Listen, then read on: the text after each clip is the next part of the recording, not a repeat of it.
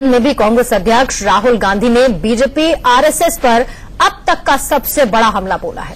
राहुल गांधी ने कहा कि बीजेपी और आरएसएस देश में जहर फैलाने का काम कर रहे हैं। 2019 चुनाव में बीजेपी आरएसएस के मुकाबले पूरा विपक्ष खड़ा होगा।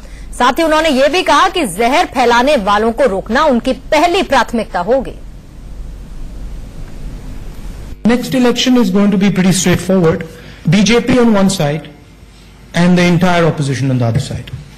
The systematic attack that is taking place on Indian institutions. And so there is this mood that we need to defend the Indian institutions. We are going to have a clear-cut election where pretty much everybody is going to be on this side and the RSS, BJP is going to be on the other side.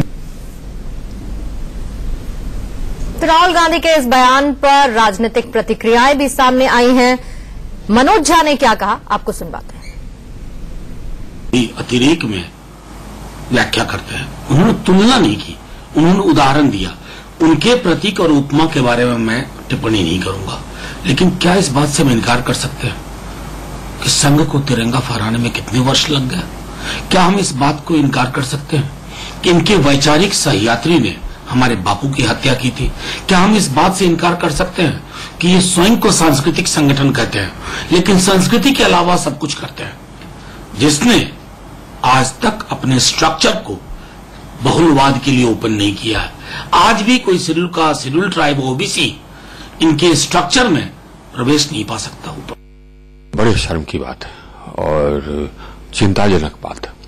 शर्म की बात यह है कि आप अपने देश की बुराई जाकर करके फॉरेन सॉइल पर कर रहे हैं, अपने देश की बुराई कर रहे हैं, अपने देश को नीचा दिखा रहे हैं। इतनी मैच्योरिटी नहीं है, इतनी आपको समझ नहीं है कि भारत को किस इमेज में आप पेंट कर रहे हैं। आप कह रहे हैं, वहां पर ये दर्शा रहे हैं कि यहां पर ये दलित, माइनॉरिटी, ये महिलाएं ये असुरक्षित हैं। ये आप वहां जाकर के कहते हैं, अपने देश की बुराई करते हैं।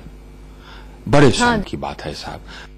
हम आरएसएस से हमारी असहमति है, लेकिन उसको मुस्लिम ब्रदरहुड से मिलाना जाती है। ये राहुल गांधी जी की विदेश नीति को लेकर के जानकारियां अधूरी हैं, इसलिए उनको थोड़ा अभी और स्टडी करने की आवश्यकता है।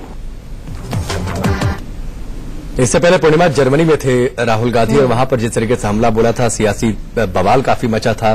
बीजेपी की ओर से प्रेस कॉन्फ्रेंस की गई थी और कहा गया था कि राहुल ने राहुल की तरह बर्ताव किया। बिल्कुल, वो भी कहा गया था, लेकिन फिर भी उसके बावजूद राहुल के वैसे ही तेवर लगातार बरकरार है और बीजेपी आरएसएस पर उनका हमला बंद नहीं हो रहा है।